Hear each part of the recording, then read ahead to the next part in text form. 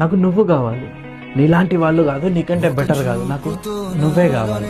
నిన్ను ప్రేమించడం కనుక నేను చేసిన తప్పైతే కనుక ఆ తప్పుకు నాకు శిక్ష కావాలి, అండ్ ఆ శిక్ష తర్వాత నువ్వే నాకు కావాలి.